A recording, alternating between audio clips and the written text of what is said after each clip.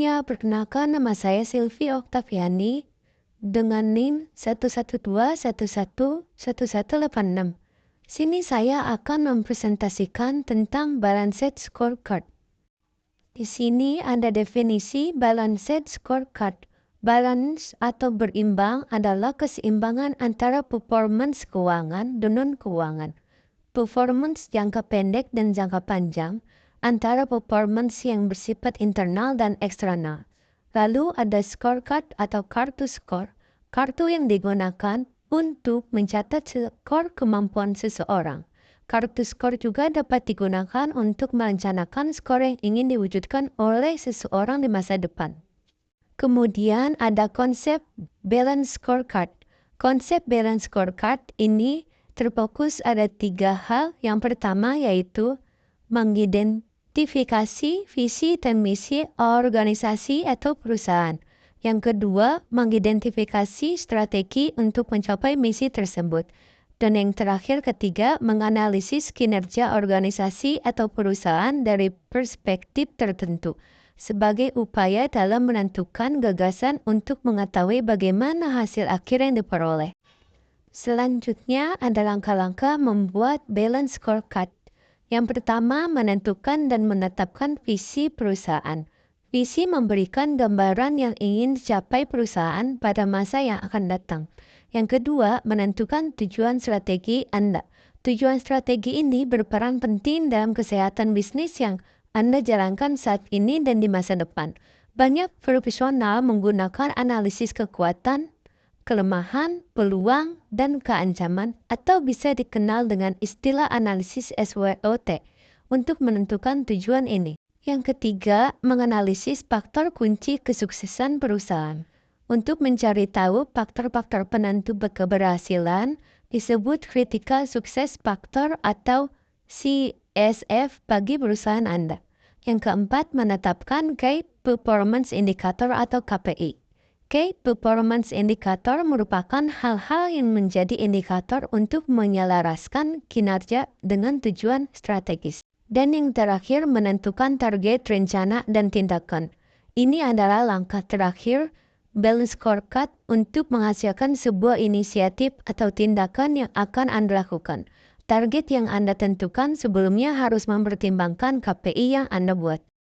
Selanjutnya ada 4 perspektif yang ada pada balance scorecard. Pertama, perspektif keuangan. Balance scorecard menggunakan tolak ukur kinerja keuangan seperti ROI dan laba bersih. Sebab secara umum tolak ukur tersebut tentu digunakan oleh setiap perusahaan dan mengetahui laba bersih. Yang kedua, perspektif pelanggan. Di mana perspektif pelanggan suatu perusahaan butuh menentukan terlebih dahulu segmen pasar serta penggunaan yang akan menjadi target organisasi. Yang ketiga, perspektif proses bisnis internal. Perspektif ini menampilkan proses kritis yang memungkinkan suatu unit usaha dalam memberi value proposition yang bisa menarik serta mempertahankan pelanggannya pada segmen pasar yang diinginkan. Dan yang terakhir yaitu perspektif pembelajaran dan pertumbuhan. Perspektif ini menyediakan infrastruktur guna tercapainya 3 perspektif sebelumnya serta menghasilkan pertumbuhan juga perbaikan jangka panjang. Selanjutnya, contoh balanced scorecard. Yang pertama, perspektif finansial. Faktor kesuksesannya, nilai, pertumbuhan, dan produktivitas. Indikator pertumbuhan pendapatan yang menguntungkan. Yang kedua, perspektif pelanggan. Faktor kesuksesannya, value proposition. Indikatornya, kesenangan pelanggan dan kepuasan karyawan. Yang ketiga yaitu perspektif proses bisnis. Faktor kesuksesan, driver for performance, mekanisme untuk mencapai tujuan yang ditargetkan perusahaan. Kemudian indikatornya keunggulan operasional. Yang terakhir yaitu perspektif pembelajaran dan pertumbuhan. Faktor kesuksesannya yaitu pengetahuan, teknologi, pemimpinan, dan kerja tim. Indikatornya yaitu pengembangan organisasi dan dukungan TI. Selanjutnya ada kesimpulan. Balanced scorecard merupakan salah satu upaya yang bisa digunakan oleh bisnis Anda untuk menganalisis tolak ukur dalam menilai performa perusahaan.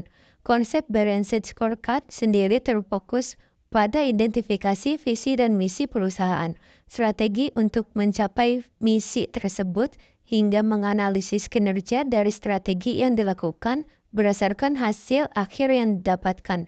Terdapat 4 perspektif dan Balanced Scorecard, yaitu perspektif keuangan, pelanggan, proses bisnis internal, serta pembelajaran dan pertumbuhan. Keempat perspektif ini menjadi landasan dalam membuat Balanced Scorecard bagi perusahaan Anda. Sekian presentasi dari saya, terima kasih.